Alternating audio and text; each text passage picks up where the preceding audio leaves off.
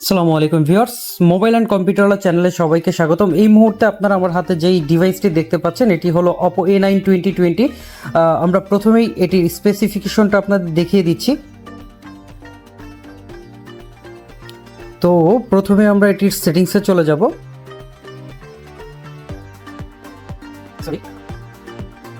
এখানে দেখতে পাচ্ছেন আপনারা Oppo A9 2020 ডিভাইসটি 8GB র্যাম রয়েছে এবং 256GB স্টোরেজ রয়েছে।